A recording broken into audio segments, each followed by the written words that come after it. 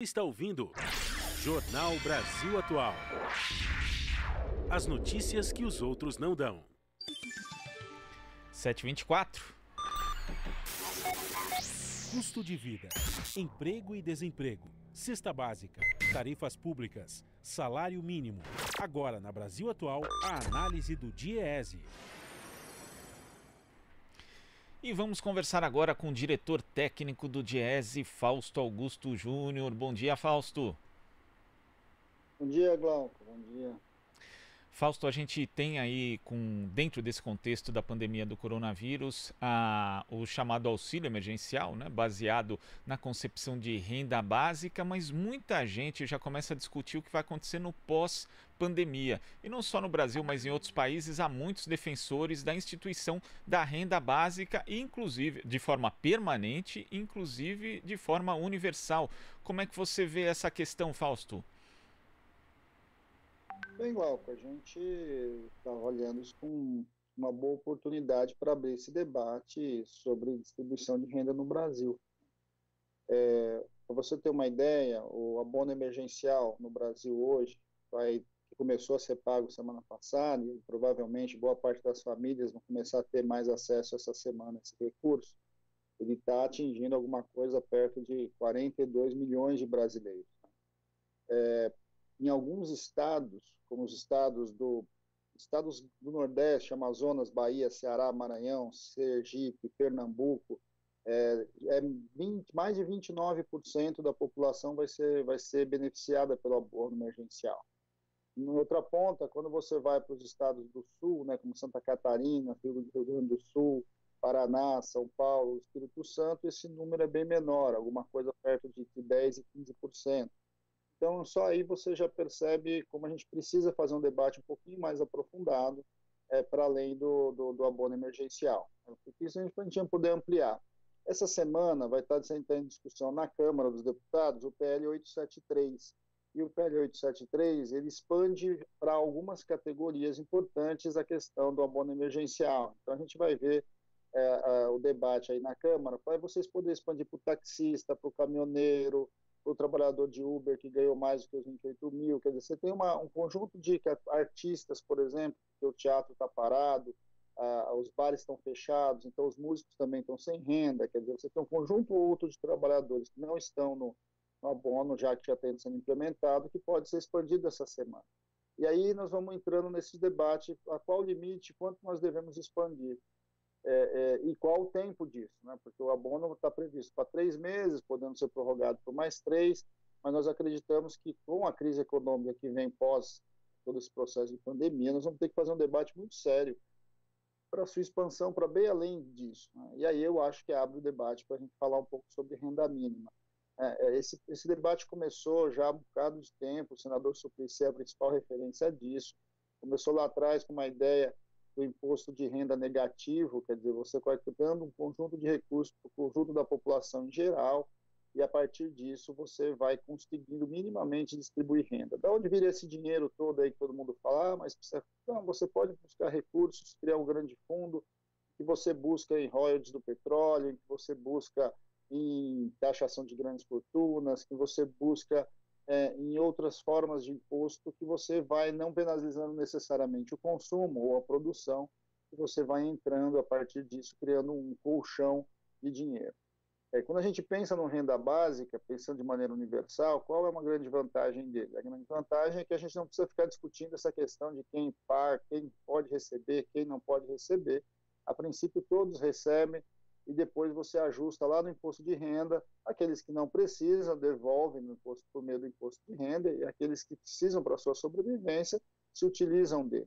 Quer dizer, você coloca o Brasil, coloca as pessoas e as famílias num outro patamar de renda, uma lógica de distribuição de renda que você vai garantindo o mínimo para que a população em geral possa sobreviver.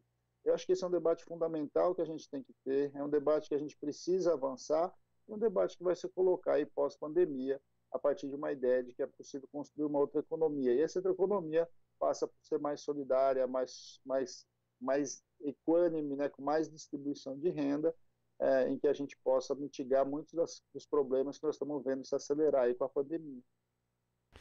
Até porque, né, Fausto, antes já da pandemia do coronavírus, nós tínhamos uma crise de desemprego, né? O desemprego em níveis muito elevados, a renda também em níveis baixos, e isso deve, obviamente, piorar no cenário pós-coronavírus, né? E então é muito importante, inclusive, também como uma possibilidade de estimular a economia, se a gente tivesse essa renda básica sendo estendida por mais tempo e de forma universal.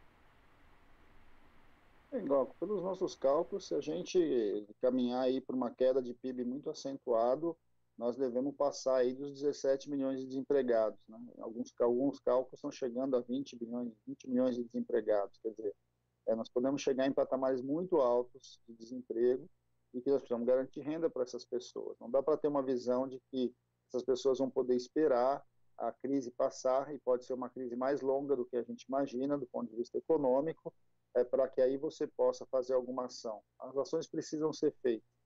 O Bolsa Família mostrou para a gente muitas coisas importantes do ponto de vista econômico. Uma delas é que esse dinheiro ele fica na economia local, ou seja, ele dinamiza um conjunto de economias muito pobres, estados muito pobres são muito beneficiados, faz com que aquela economia local gire, que aquele pequeno comerciante venda, que você possa ter investimentos a partir dessa microeconomia que vai sendo construída a partir dessa renda, e você vai colocando a sociedade num patamar mais razoável de igualdade. A gente passou recentemente por uma das maiores secas da história do Nordeste, e nós não tivemos grandes traumas do ponto de vista da fome, do ponto de vista de situações que nós já tínhamos visto no Brasil. Então a gente vê a importância de uma renda dessa. Isso nós estamos falando um rendimento muito menor, que é o caso do Bolsa Família, e de uma quantidade de gente menor. Então, nós temos várias preocupações. A primeira delas, é que assim, tão logo esse programa acabe, a gente espera que o Bolsa Família se expanda. Essa é a primeira questão. Segundo, que a gente aprenda com a crise e eleve o valor do Bolsa Família. E terceiro, que a gente possa ampliar essa ideia e fazer rapidamente essa transição entre o Bolsa Família e o Renda Básica de Cidadania. Eu acho que é isso que a gente deveria caminhar. Isso é possível fazer. Nós estamos no momento de fazer essa discussão, e nós vamos ver que essa discussão não é uma discussão brasileira, essa é uma discussão do mundo. O mundo hoje já fala e já falava em enfrentar a desigualdade social. Eu acho que esse é o momento que a gente deveria encarar ela de frente e efetivar esse processo. É claro que a gente sabe que esse é um grande debate que nós temos com a sociedade, e nós temos também com o Congresso Nacional. E eu quero só chamar a atenção, a gente precisa olhar agora, Glauco, também para a classe média. A classe média, principalmente essa classe média, eu estou falando desde os profissionais liberais, eu falei da lei que mexe com taxista, mas nós temos profissionais de educação física, fisioterapeutas, nós temos pessoal de obras, né? Tanto o arquiteto, quanto o mestre de obras, quanto aquele pedreiro, ou seja, temos um conjunto enorme de trabalhadores hoje. E normalmente são esses trabalhadores que ganham, sim, mais do que R$3.000, e que agora estão parados, e estão com muita dificuldade. Então, nós precisamos minimamente criar esses mecanismos.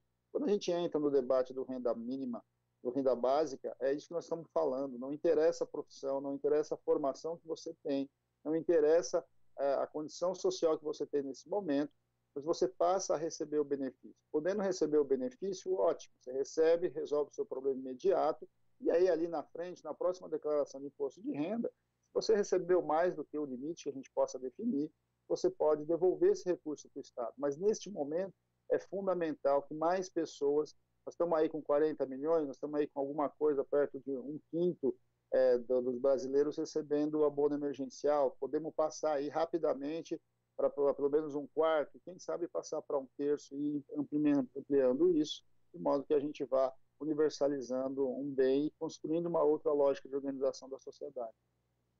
É urgente aumentar essa rede, as possibilidades de proteção social no Brasil. Fausto, muito obrigado pela sua participação aqui no Jornal Brasil Atual e até amanhã. Até amanhã, Glauco. Até amanhã.